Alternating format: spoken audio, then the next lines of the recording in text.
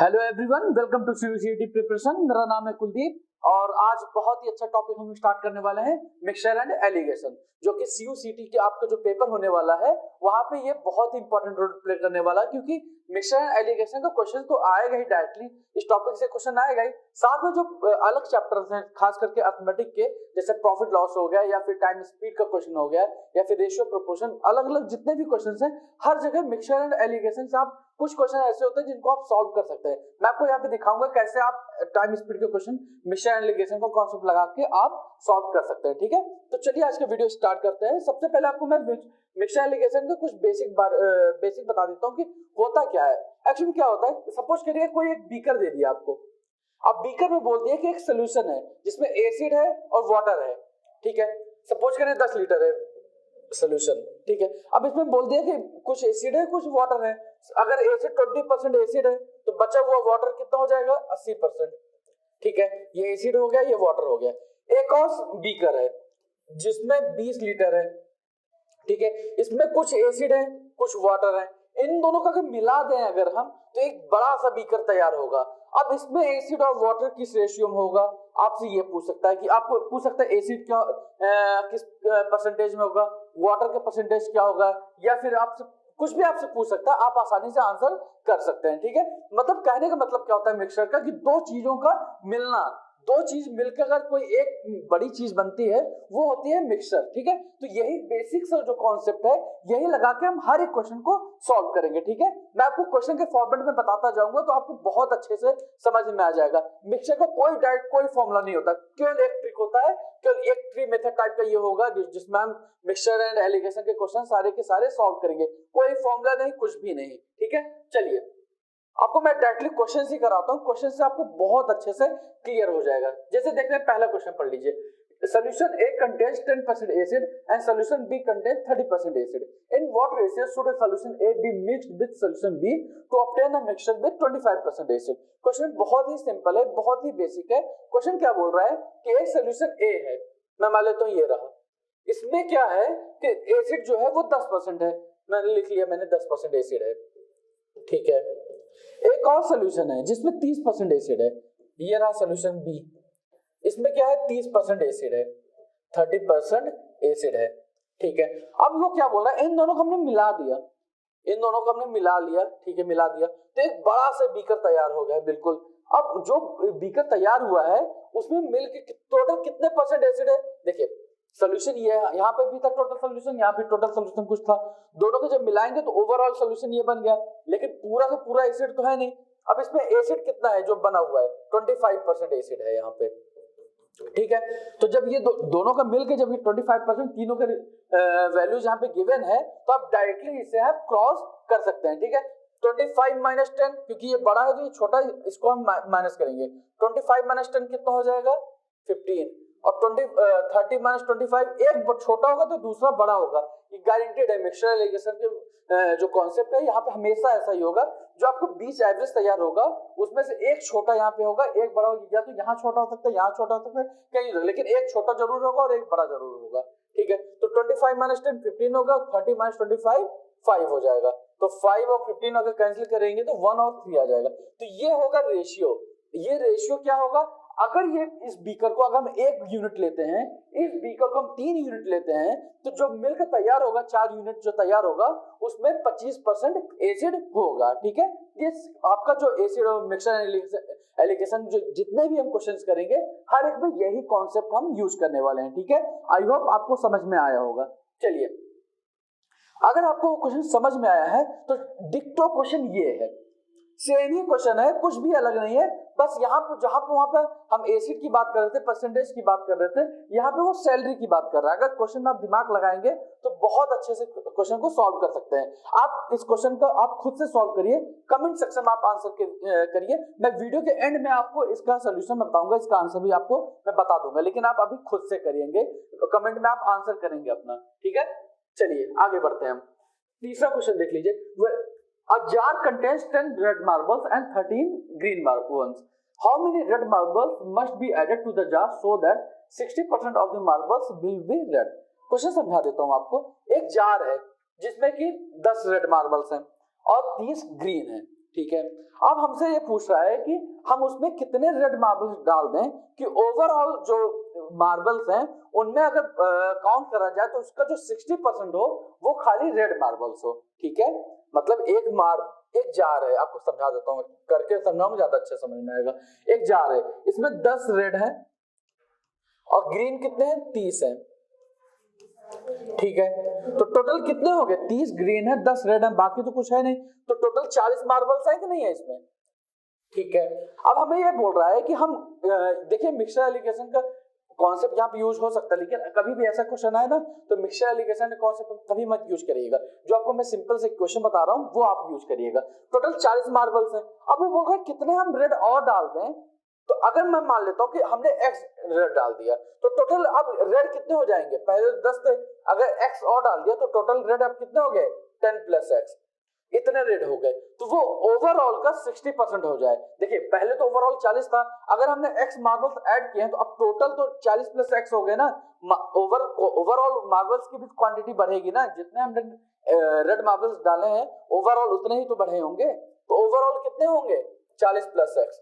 तो 40 + x का जो 60% है वो इतना होना चाहिए। तो इसका 60% कितना होता है, 60% में 60/100 और ये इसके बराबर होगा। ठीक है, अब इसको हम सॉल्व कर लेते हैं। तो 23 जा 25 जा, 5 को इधर लेकर आएंगे तो 50 + 5x और 3 से मल्टीप्लाई कर दें 120 + 3x। ठीक है, 3x को इधर लेकर आए तो 2x हो गया, 50 को उधर लेकर गए तो 70 हो गया, तो x की वैल्यू कितनी आ गई, 35।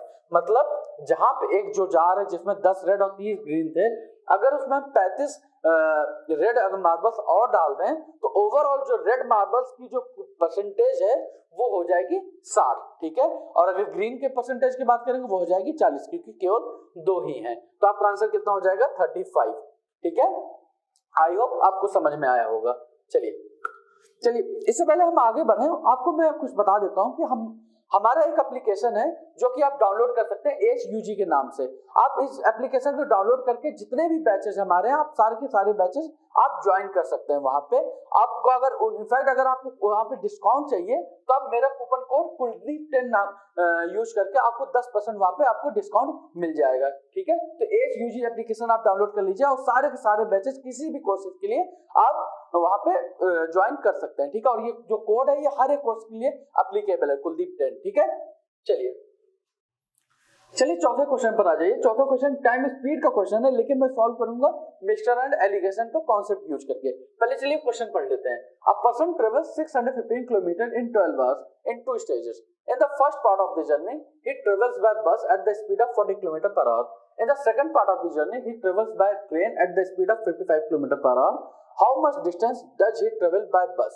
क्वेश्चन बहुत ही अच्छा है, थोड़ा सा लेंदी है, थोड़ा सा डिफिकल्ट लग सकता है आपको, लेकिन बहुत ही सिंपल क्वेश्चन है, बहुत ही अच्छा क्वेश्चन है। क्वेश्चन क्या बोल रहा है, एक इंसान है वो 615 किलोमीटर ट्रेवल करता है 12 घंटे में।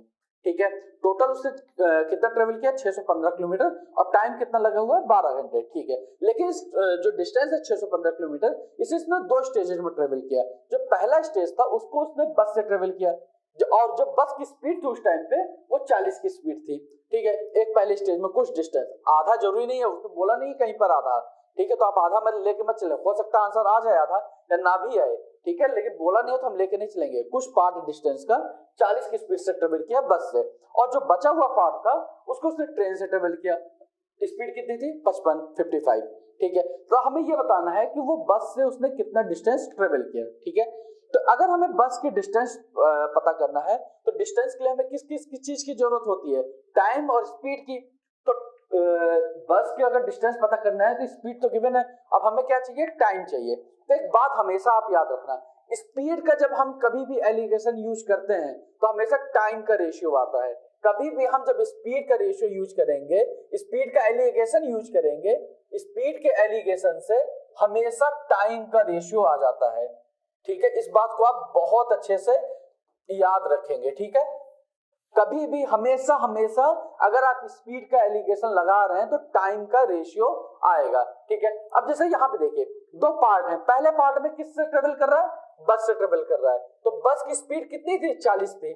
दूसरे पार्ट में किससे ट्रेवल कर रहा है, ट्रेन से ट्रेवल कर रहा है, तो ट्रेन की स्पीड कितनी थी, 55 थी, 55। ओवरऑल यहाँ पे जो बीच में आता है ना वो एवरेज होता है। ओवरऑल एवरेज जो हमें ये नहीं पता कि किस स्टेज में कितने कितने स्पीड से ट्रेवल किया है, उससे उसका मतलब नहीं है जो बीच वाला पार्ट है। मतलब ये है कि जो ऑन एन एवरेज ओवरऑल से कितने की स्पीड से वो चला है। तो ऑन एन एवरेज अगर टोटल डिस्टेंस वो 615 ट्रेवल किया है, टोटल टाइम उसे 12 घंटे लगे, तो एवरेज स्पीड क्या होगी? यहाँ पे अगर साइड में आपको सॉल्व कर दूं मैं, एवरेज स्पीड क्या होगी? 615 बाय 12। अब इसको सॉल्व कर सकते हैं हम, तो आ जाएगा 205 बाय 4। ठीक है, 205 बाय 4 ये होगी हमारी एवरेज स्पीड।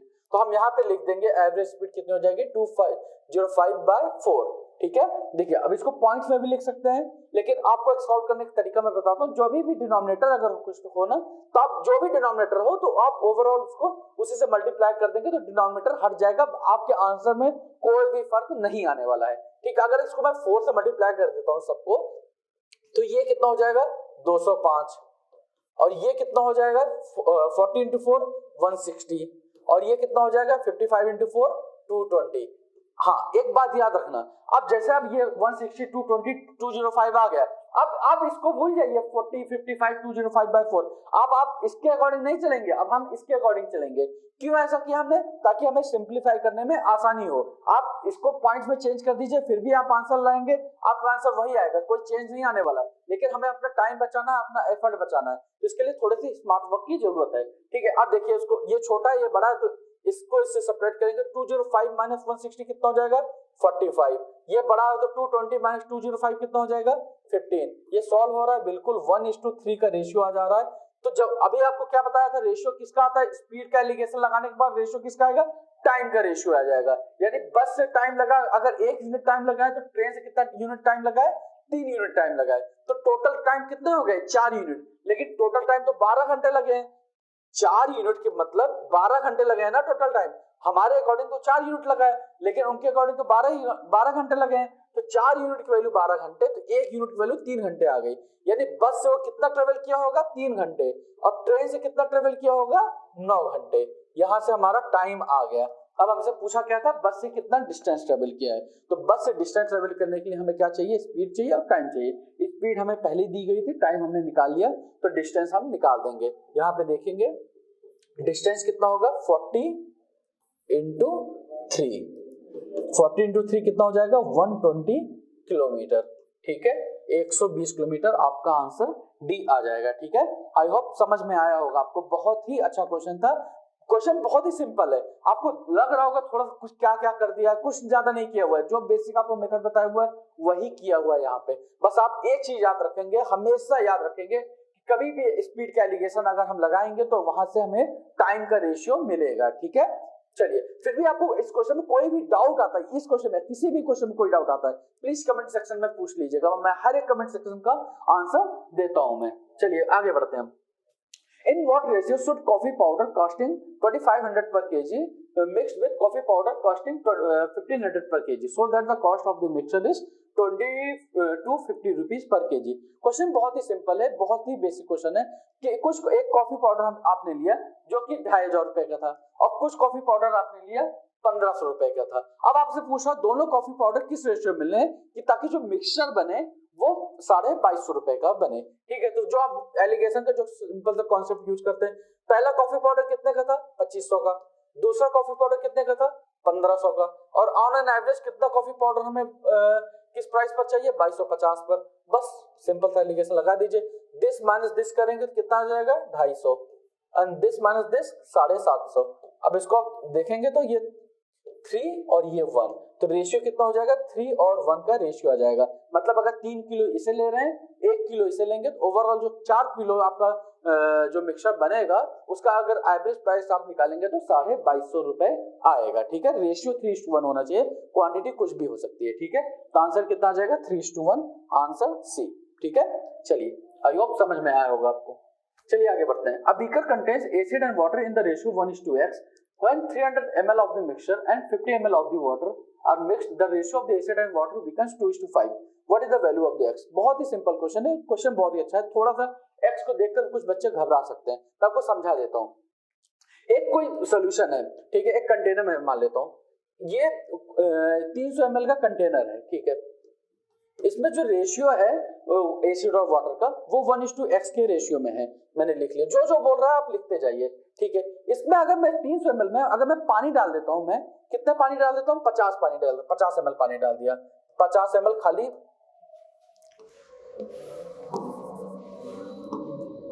50 ml हमने पानी डाल दिया, ठीक है। तो अब एक बात बताइए, 300 ml आपका सॉल्यूशन ऑलरेडी था, 50 ml अगर आपने पानी डाल दिया उसमें, तो आपको जो ओवरऑल सॉल्यूशन जो बना है वो कितना हो गया, 350 हो गया कि नहीं हो गया? जो ओवरऑल सॉल्यूशन आपका बना, जो बड़ा सा बीकर आपका बन गया वो 350 ml का बन गया कि नहीं बन गया? 300 ml पहले सॉल्यूशन था, उसमें आपने 50 ml पानी डाल दिया, तो 350 ml सॉल्यूशन बन गया फाइनल आपका मिक्सचर, ठीक है। अब क्या बोल रहा है, जो फाइनल मिक्सचर बना है आपका, उसमें एसिड और वाटर की रेशियो क्या है, 2:5, यानी इसमें एसिड और वाटर की रेशियो क्या है, 2:5, ठीक है। 5 और 2 और 5, 5 2 7, 7 की वैल्यू कितनी है, 350, 7 की वैल्यू 350 है, तो एक की वैल्यू कितनी आ जाएगी, 50, यानी एसिड की बात करें तो एसिड कितना होगा, 100, क्योंकि 2 यूनिट है, और वाटर कितना होगा, 250, ठीक है।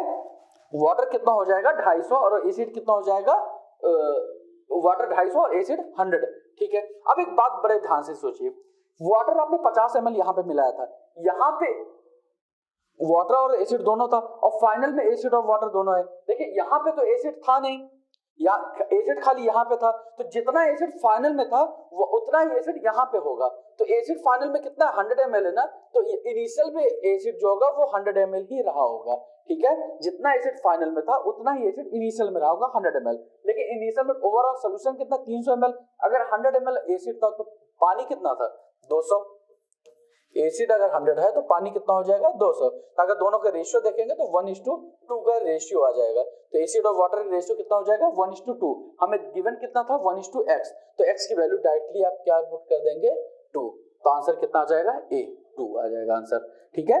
समझ में आया कि नहीं आपको? सबसे पहले आप जो सोल्यूशन जो आपको गिवन है वो लिखेंगे, साथ में उसमें आप पानी कितना डाला वो, उसके बाद ओवरऑल क्वांटिटी क्या तैयार हुई है वो, ठीक है। वहां से फाइनल क्वांटिटी आपको एसिड और वाटर की अलग अलग कितनी क्वांटिटी यूज हुई है वो आ जाएगा, और एसिड जो है वो केवल पहले जार से आया है, दूसरे जार में केवल पानी था, तो पहले जार में जितना एसिड था उतना ही फाइनल में था, जब पहले जार का एसिड आ गया तो पहले जार का वाटर आ जाएगा, और वहां से रेशियो आ जाएगा, ठीक है।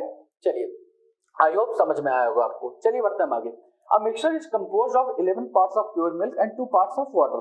If 35 liters of the water were added to the mixture, then the new mixture will contain twice as much pure milk as water. Then how many liters of pure milk does the original mixture contain? Question थोड़ा सा लेंदी लग रहा है लेकिन बहुत ही simple question है। देखिए, एक कोई मिक्सचर है, एक कंटेनर है जिसमें 11 पार्ट मिल्क है और 2 पार्ट वाटर है, मतलब 11:2, 11 रेशियो 2 का रेशियो है मिल्क और वाटर का। मिल्क और वाटर का रेशियो क्या है, 11:2, ठीक है। समझ में आया कि नहीं आपको? एक जार है जिसमें हमें ओवरऑल क्वांटिटी क्या थी हमें नहीं पता है, लेकिन रेशियो पता है मिल्क और वाटर का 11:2 है, 11:2 रेशियो। अगर इसमें 35 लीटर में पानी डाल देता हूं, मैं इसी बीकर में मैं 35 लीटर 35 लीटर में वाटर डाल देता हूँ, 35 लीटर में पानी डाल देता हूँ, तो एक बड़ा सा बीकर तैयार हो जाएगा, बड़ा सा सोल्यूशन तैयार हो जाएगा, जिसमें मिल्क जो है वो वाटर का डबल है, ठीक है। जो मिल्क है वो वाटर का डबल है। जो अब पहले एक बीकर था आपके पास, उसमें कितनी क्वांटिटी थी हमें नहीं पता, लेकिन उसमें जब 35 लीटर पानी डाल दिया तो जो एक मिक्सचर तैयार हुआ आपका, उसमें जो जितना मिल्क है वो वाटर का डबल है, जितना वाटर है उसका 2 गुना मिल्क है। तो एक बात बताइए, जो ये बीकर इनिशियल जो बीकर था आपके पास, इसमें जो मिल्क था और जो फाइनल बीकर है उसमें जो मिल्क है, दोनों सेम ही तो होंगे, अलग अलग तो नहीं होंगे ना। जितना मिल्क इसमें होगा उतना ही मिल्क तो यहाँ पे होगा। क्यों? क्योंकि जो हमने डाला है खाली ये पानी डाला है, हमने दूध नहीं डाला है, खाली पानी डाला है, तो जितना दूध यहाँ पे होगा उतना ही दूध यहाँ पे होगा। तो हमारे अकॉर्डिंग कितना दूध था, 11 यूनिट, तो यहाँ पे दूध कितना होगा, 11 यूनिट ही होगा। मिल्क जो होगा वो 11 यूनिट ही होगा ना। अब वहां पे क्या बोल रहा है, मिल्क 2 गुना है वाटर से। मिल्क अगर 11 है तो वाटर कितना होगा, उसका आधा होगा, यानी वाटर कितना होगा, 5.5 यूनिट, यानी 5.5 होगा। बात समझ में आ रही कि नहीं आपको? वाटर कितना होगा, 5.5 होगा, मिल्क कितना होगा, 11 होगा, तो वाटर कितना होगा, 5.5 होगा। इनिशियल कितना था वाटर, 2 था, फाइनल कितना होगा, 5.5 हो गया। कितना बढ़ा है, 3.5 बढ़ा है, और हमने डाला कितना था, 35 लीटर, तो 3.5 की वैल्यू ही 35 लीटर है। तो एक यूनिट की वैल्यू कितनी आ जाएगी, 10 लीटर। अब हमसे पूछा क्या है कि इनिशियली मिल्क कितना था, ओरिजिनल मिक्सचर में मिल्क कितना था, मिल्क कितना था 11 यूनिट। तो 1 यूनिट की वैल्यू 10 लीटर है, तो 11 यूनिट की वैल्यू कितनी आ जाएगी, 110 लीटर आ जाएगा आपका आंसर 110। यानी इनिशियल जो मिक्सचर था उसमें 110 लीटर दूध था। ठीक है, समझ में आया कि नहीं आपको? एक बार फिर से समझा देता हूं मैं आपको कि एक बीकर है जिसमें 11:2 के रेशियो में मिल्क और वाटर है, उसमें अगर 35 लीटर अगर हमने पानी डाल दिया तो एक फाइनल बीकर तैयार होता है जिसमें मिल्क और वाटर के 2 गुना है मिल्क। यानी मिल्क तो जितना इनिशियल था उतना ही फाइनल में रहा होगा, क्योंकि हमने खाली पानी ऐड किया है, मिल्क से हमने छेड़खानी नहीं की है, दूध से छेड़खानी नहीं की है, तो जितना पहले था उतना ही लास्ट में रहा होगा। पहले 11 था तो लास्ट में भी 11, तो वाटर कितना हो जाएगा उसका आधा, यानी 5.5 यूनिट। पहले 2 यूनिट था, बाद में कितना हो गया 5.5 यूनिट, यानी 3.5 यूनिट बढ़ा है ना, और 3.5 यूनिट की वैल्यू दी गई है 35 लीटर, 35 लीटर। तो 1 यूनिट की वैल्यू आ गई 10 लीटर, हमसे 11 यूनिट की वैल्यू पूछिए मिल्क का, तो 110 लीटर आपका आंसर आ जाएगा। ठीक है, आई होप समझ में आया होगा। फिर भी अगर नहीं समझ में आया तो प्लीज आप कमेंट सेक्शन में पूछ लीजिएगा। ठीक है, चलिए बढ़ते हम आगे। In a class of 50 students there are 22 girls who scored an average of 35 marks in the test.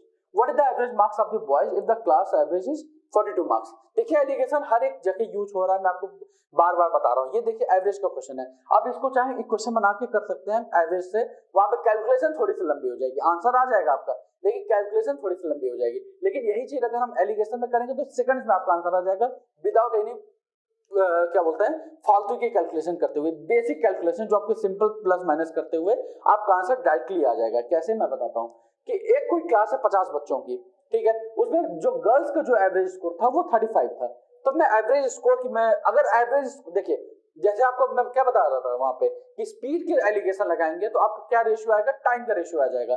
वैसे कहीं भी किसी भी क्वेश्चन में जहां पे गर्ल्स और बॉयज गिवन हो, उनके मार्क्स गिवन हो और उनके कितने बच्चे कितने गर्ल्स है कितने बॉयज हैं, ये आपको पूछा या कुछ भी उल्टा पूछ लिया हो, तो एक बात याद रखिएगा, कभी भी अगर मार्क्स के रेशियो आप मार्क्स के रेशियो में अगर एलिगेशन लगाते हैं, मार्क्स में अगर एलिगेशन लगाते हैं तो आपको नंबर ऑफ स्टूडेंट्स के रेशियो आएंगे। ठीक है, अगर गर्ल्स और बॉयज की जो मार्क्स गिवन है उनका आप एलिगेशन लगाते हैं तो आपको नंबर ऑफ बॉयज और नंबर ऑफ गर्ल्स का जो रेशियो होगा वो आएगा। कैसे, मैं समझाता हूं आपको। जैसे यहाँ पे देखिए गर्ल्स का जो एवरेज मार्क्स का कितना था 35, तो गर्ल्स का कितना 35, बॉयज का कितना है हमें नहीं पता, हमसे वही पूछा, तो बॉयज का मैं x मान लेता हूँ। जो ओवरऑल एवरेज कितना बन रहा है वो 42 बन रहा है। ठीक है, और एक बात बताइए, गर्ल्स कितनी थी 22 थी, तो गर्ल्स के नीचे आप 22 लिख दीजिए, और टोटल बच्चे 50 तो बॉयज कितने होंगे 28 होंगे, 28 होंगे, क्योंकि दोनों मिला के 50 होंगे। तो इनका रेशियो देखिए कितना है 11 और 14, 11 और 14 का रेशियो है। ठीक है, चलिए अब यहाँ पे देखिए x, इसको सॉल्व तो नहीं कर सकते लेकिन इसको सॉल्व कर सकते हैं। 42 माइनस 35 कितना होता है 7 होता है। 7 की वैल्यू अगर 14 है तो 11 है तो ये 5.5 होगा। ठीक है, 14 रेशियो गिवन है, 14 की वैल्यू 7 है तो 11 की वैल्यू कितनी होगी 5.5 होगी, आधा हो रहा है। तो ये छोटा है अगर 42 से, तो मैंने आपको क्या बताया था, एक छोटा है तो दूसरा बड़ा होगा, यानी दिस प्लस दिस करेंगे तो 42 में अगर 5.5 अगर हम ऐड कर देंगे तो आंसर कितना आ जाएगा 47.5, जो कि बॉयज का रेशियो, बॉयज का एवरेज मार्क्स होगा। ठीक है, आई होप समझ में आया होगा कि मार्क्स जब गर्ल्स और बॉयज के जब मार्क्स का हम एलिगेशन लगाते हैं तो हमें वो कितने बॉयज और कितने गर्ल्स हैं उनका रेशियो आ जाता है। ठीक है, चलिए अब देखिए सारे क्वेश्चन तो हमने यहाँ पे डिस्कस कर लिए। अब मैं आता हूँ सेकंड क्वेश्चन पर, जो आपको मैंने दिया हुआ था कि आप खुद से सॉल्व करेंगे और कमेंट सेक्शन में आपने आई होप आंसर किया होगा उसका। चलिए मैं आपको समझा देता हूँ सेकंड क्वेश्चन पढ़ लीजिए, बहुत ही सिंपल क्वेश्चन है, एक बार पढ़ लेते हैं। The average salary of all the staff in an office of a corporate house is 5,000 rupees. The average salary of the officers is 40,000 rupees and the rest is 4,000 rupees. If the total number of staff is 500, the number of officers is. बहुत ही simple question है, बहुत ही अच्छा question है। एक कोई office है जिनमें officers हैं और उनके स्टाफ हैं। ऑफिसर्स की जो सैलरी है वो 14,000 रुपए है और जो स्टाफ की सैलरी है वो 4,000 रुपए है। अगर पूरे सभी बंदों के एवरेज सैलरी निकालें तो 5,000 रुपए आती है। ठीक है, तो हम क्या करेंगे, जो एलिगेशन अभी तक यूज कर रहे थे वही करेंगे। ऑफिसर्स की अगर हम बात करें तो सैलरी कितनी आ रही उनकी 14,000 रुपए थी। अगर स्टाफ की बात करें हम तो उनकी सैलरी कितनी है 4,000 रुपए, और अगर एवरेज हम बात करें ये 4 है। अगर ऑन एन एवरेज दोनों की मिला के अगर हम बात करते हैं तो 5,000 रुपए सैलरी आती है। तो यहाँ से ऑफिसर्स और स्टाफ के कितने कितने हैं उनका रेशियो आ जाएगा। तो 14,000 माइनस 5,000 कितना होता है 9,000 एंड 5,000 माइनस 4,000 1000। तो अगर रेशियो देखेंगे आप तो 1:9 का रेशियो आ जाएगा।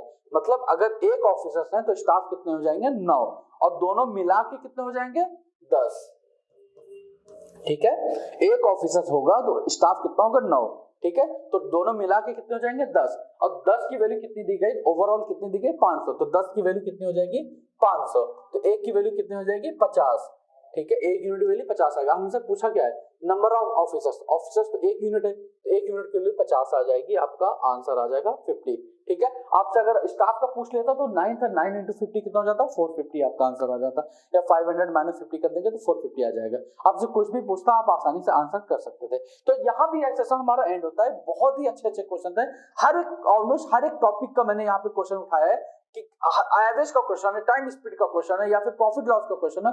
कैसे उन क्वेश्चंस को आप एलिगेशन लगा के सेकंड में आप सॉल्व कर सकते हैं विदाउट एनी फास्ट कैलकुलेशन या फालतू की जितनी भी कैलकुलेशन है, ऐड मल्टीप्लिकेशन डिवीजन कुछ भी करे बिना, केवल बेसिक्स जो एडिशन होती है वहां से हमने एलिगेशन के सारे क्वेश्चन यहाँ पे सॉल्व किए। फिर भी आपको अगर कोई भी डाउट आता है तो प्लीज कमेंट सेक्शन में पूछ लीजिएगा, मैं सारे के सारे डाउट्स के आपका आंसर कर दूंगा। ठीक है, चलिए हम मिलते हैं फिर अगली वीडियो में, तब तक के चैनल को आप देखते रहिए। Thank you.